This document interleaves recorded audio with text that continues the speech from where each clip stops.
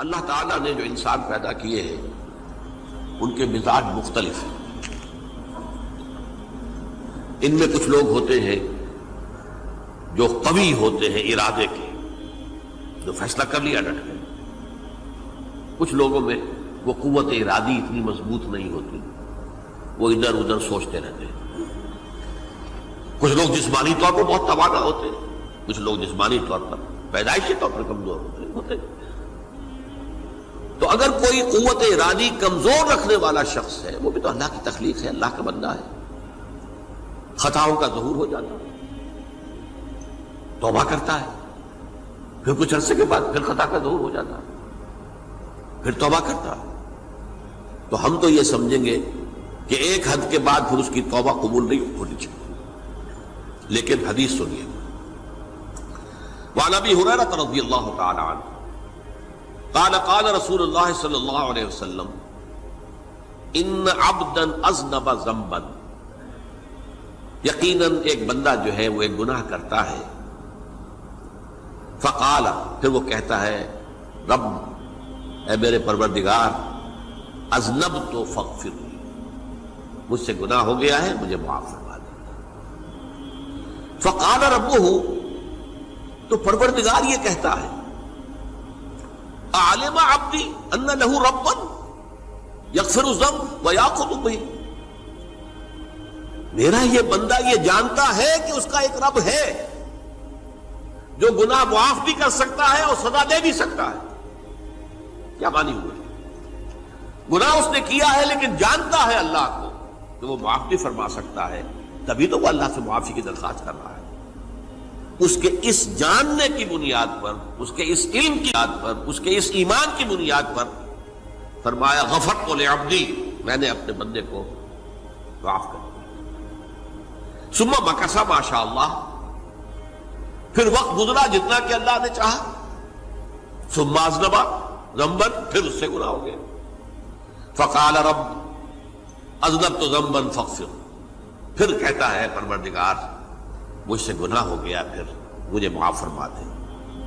فقال ربہ، اللہ فرماتا ہے عالم عبدی ان لہ ربا یغفر الذنب ویأخذ بہ، میرا بندہ ہے نا جو جانتا ہے کہ اس کا ایک رب ہے، ایمان باللہ اس کے اندر ہے، تبھی تو پکار رہا ہے.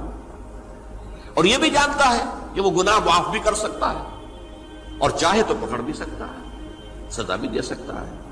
تو فرمایا، اللہ تعالیٰ فرماتے ہیں میں نے فرمایا کہ میں نے معاف کر دیا. ثم مکث ما شاء اللہ، پھر ایک عرصہ گزرا اس کے بعد. ثم اذنب ذنبا، پھر اس نے گناہ کیا. قال رب اذنبت ذنبا آخر، اس نے کہا پروردگار میں نے تو پھر ایک اور گناہ کر دیا، فاغفر لی، مجھے بخش دے.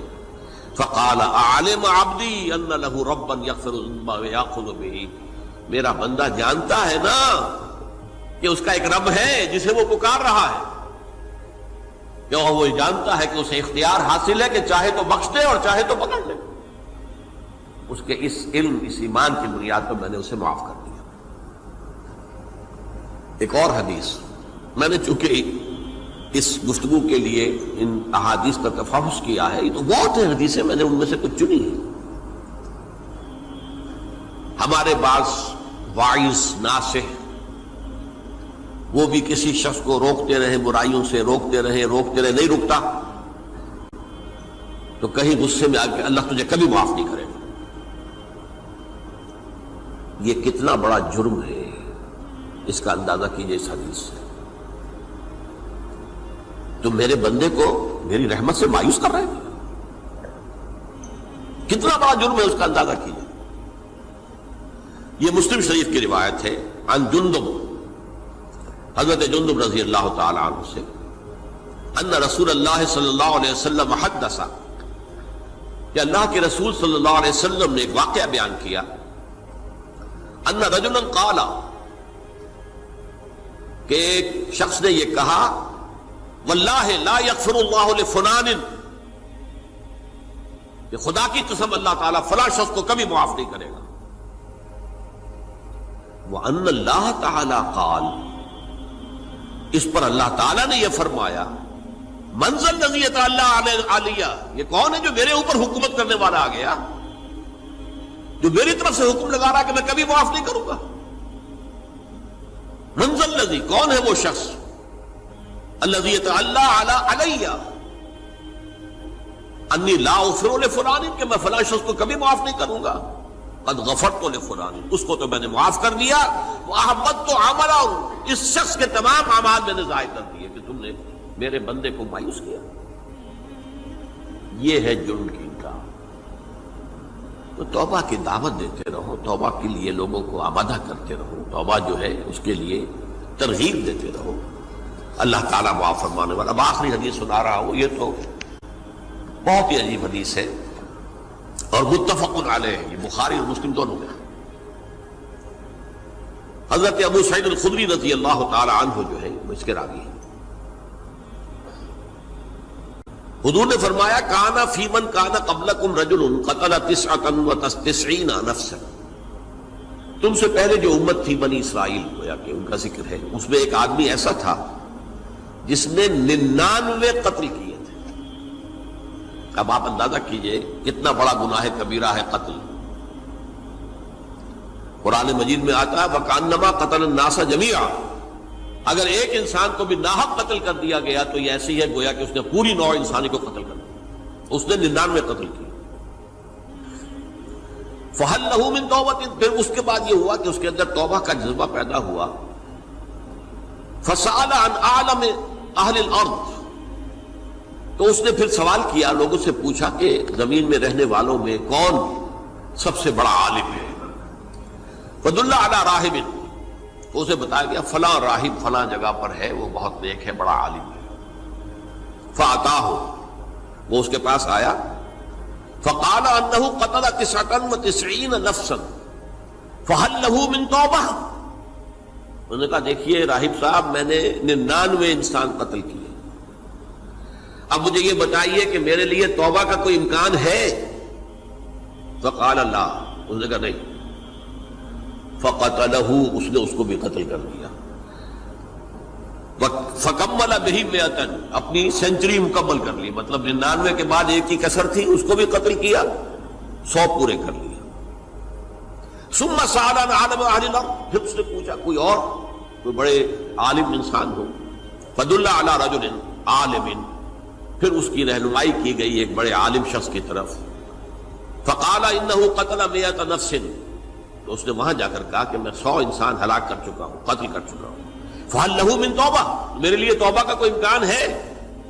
فقال نعم، کہا کیوں نہیں، 100 قتل کیے تب بھی کیا ہے، توبہ کا راستہ دروازہ کھلا ہوا، ما لم یغرغر، جب تک کہ وہ گھنگرو نہیں بج رہا اس وقت تک تمہارے توبہ کا دروازہ کھلا ہوا ہے۔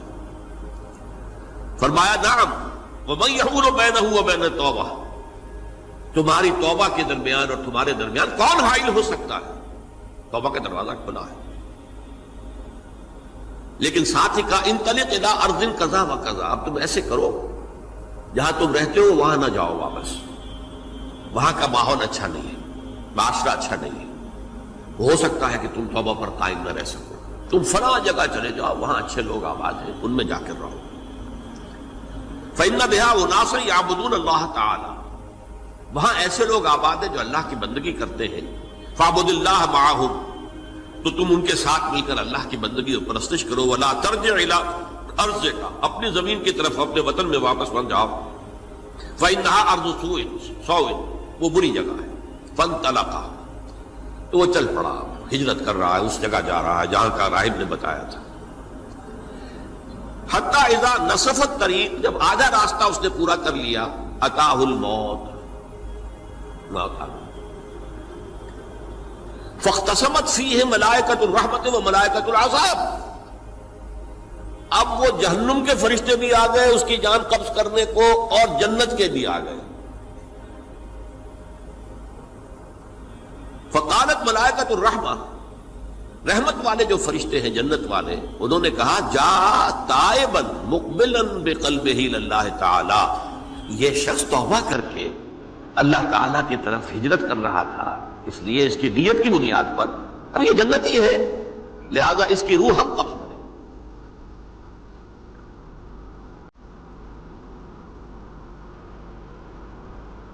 وقالت ملائکۃ العذاب، اور وہ جو عذاب والے فرشتے ہیں وہ کہیں گے انہ لم یعمل خیرا قط، تو نے توبہ کے بعد کوئی نیک عمل تو کیا ہی نہیں، تو کس بنیاد پر اس کو تم جنت میں لے جاؤ گے؟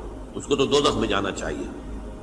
فاتاہ ملک فی صورت آدمی، تو ان کے پاس اللہ نے ایک اور فرشتے کو بھیج دیا آدمی انسانی شکل کے اندر، فجعلوہ بینہم، تو ان فرشتوں نے کہا بھائی ہمارا فیصلہ کرا دو، اس کی روح ہم لینا چاہتے ہیں یا ہم لینا چاہتے ہیں، انہیں حکم بنا لیا۔ فقال قیسوا ما بین الارضین فإلی ایتہما کان اقرب، کہ تم فاصلہ ناپ لو جہاں سے وہ چلا ہے اور جہاں جا رہا تھا اور یہاں اس کی موت ہو رہی ہے، تو کون سا فاصلہ زیادہ ہے؟ جب ناپا گیا، بلکہ ایک حدیث میں آتا ہے کہ اس پر اللہ نے زمین کو جو ہے حکم دے دیا، ایک طرف والی زمین تو سکڑ جا، دوسری والی جو ہے تو پھیل جا، تاکہ وہ جو جدھر جو جا رہا تھا وہ زیادہ قریب ہو جائے بنسبت اس کے کہ جہاں سے وہ چلا تھا۔ تو اس فیصلے پر پھر جو فرشتے تھے جو کہ رحمت کے فرشتے تھے، وہ اس بندے کو لے گئے جنت کے اندر۔ یہ ہے توبہ کی عظمت اور اس کی تاثیر۔